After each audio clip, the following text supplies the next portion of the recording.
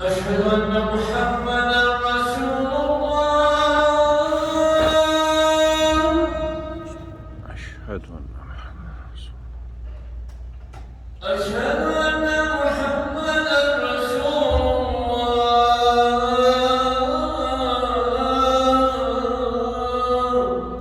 أشهد أن محمدا حي على الصلاة.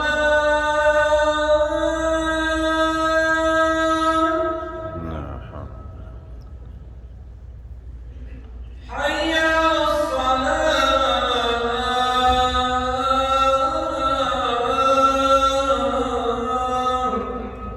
نعم. حي على الفلاح.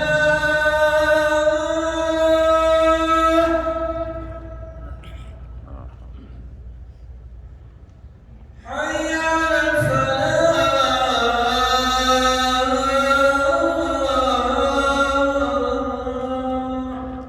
نعم. الله أكبر، الله أكبر. الله الله لا إله إلا الله. لا إله إلا الله. اللهم صل على محمد. اللهم بارك. اللهم رب هذه الدعوة التامة والصلاة القائمة. فضائل خطبة، فضائل صحابة پر خطبة واش إن شاء الله.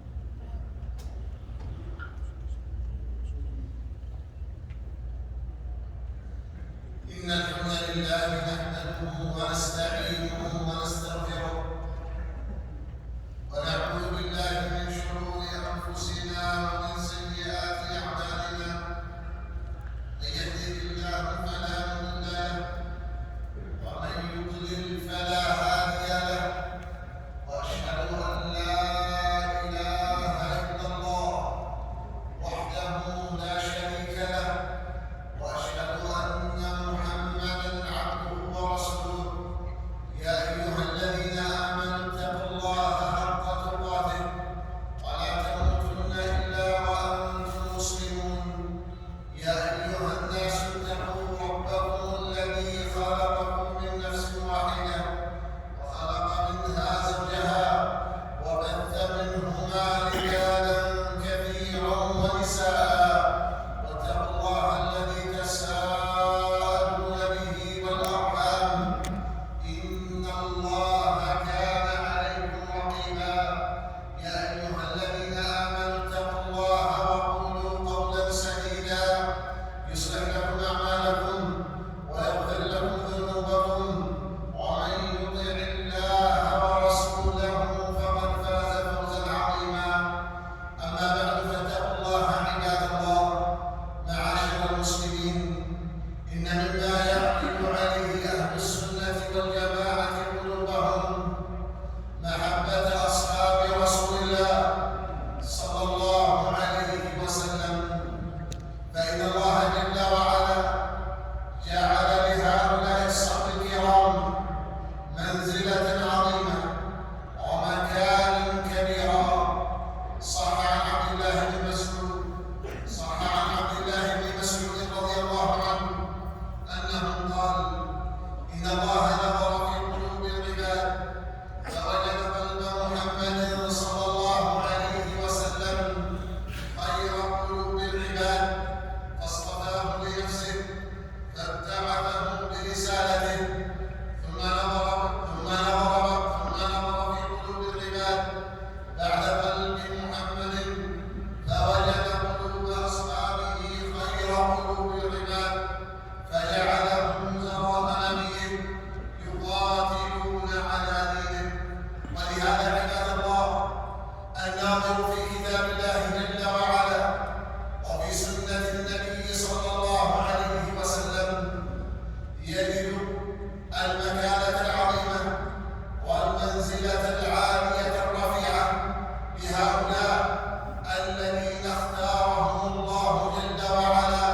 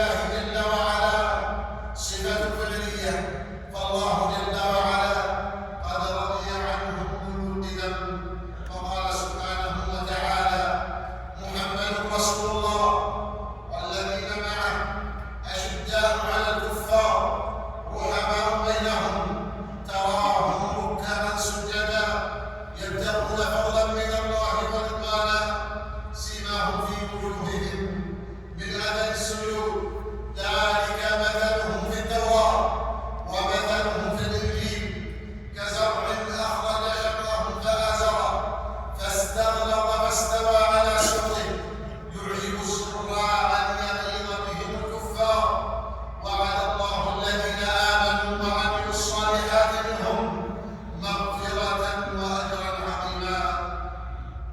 وصح عن رسول الله صلى الله عليه وسلم أنه قال: خير الناس قرني ثم الذين يلونهم ثم الذين يلونهم.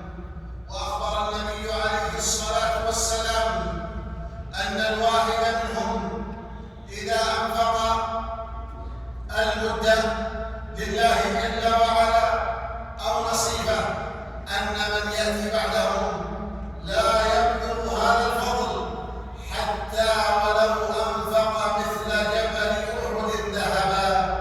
قال عليه الصلاة والسلام: لا تسبوا أصحابي، فلو أنفق أحدكم مثل أحد ذهبا ما بلغ مد أحدهم ولا نصيبه.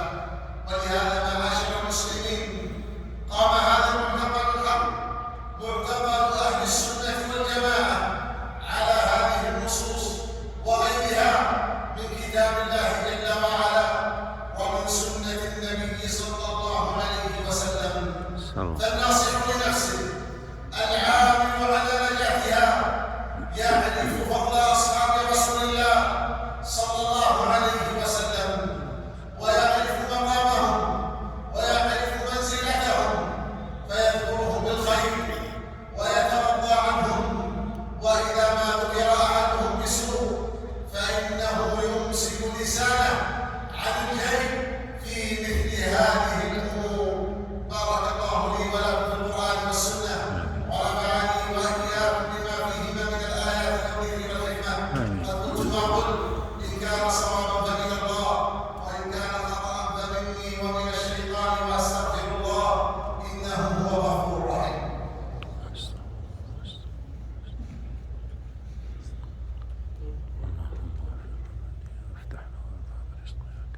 إن الحمد لله نحمده ونستعينه ونستغفره ونعوذ بالله من شرور أنفسنا ومن سيئات أعمالنا. من يهده الله فلا مضل له ومن يضلل فلا هادي له.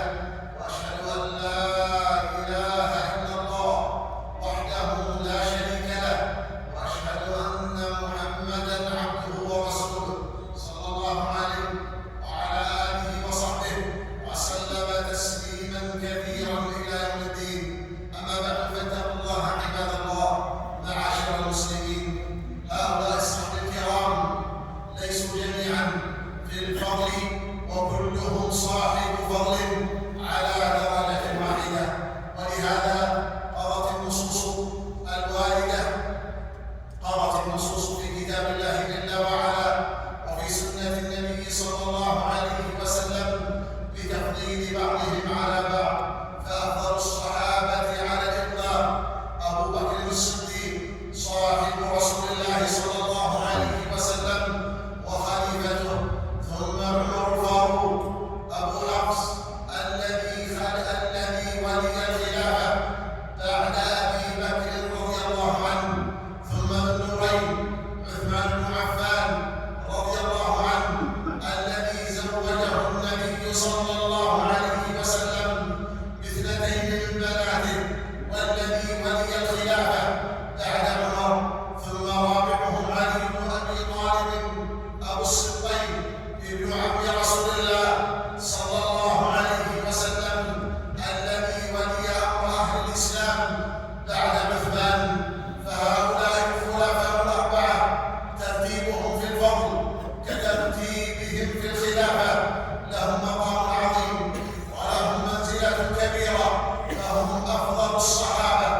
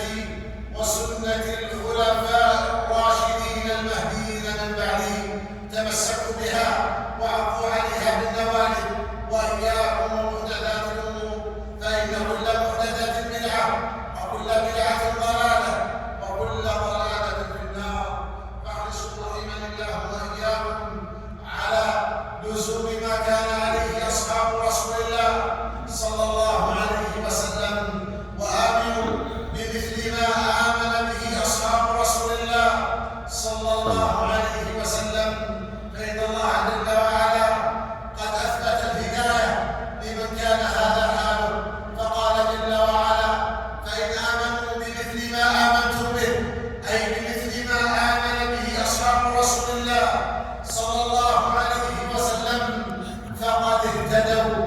فالهداية عباد الله تكون للواحد منا إذا ما كان على ما كان عليه النبي صلى الله عليه وسلم وأصحابه الكرام. ولهذا لما ذكر افتراق الأمم وأن هذه الأمة ستفترق على 73 فرقة، قال عليه الصلاة والسلام: كلها في النار إلا واحدة. قالوا: من هي يا رسول الله؟ قال: الجماعة، وفي رواية: ما أنا عليه وأصحابي. فلزوم ما كان عليه النبي صلى الله عليه وسلم وأصحابه الكرام رضوان الله عليهم به تحصل الهداية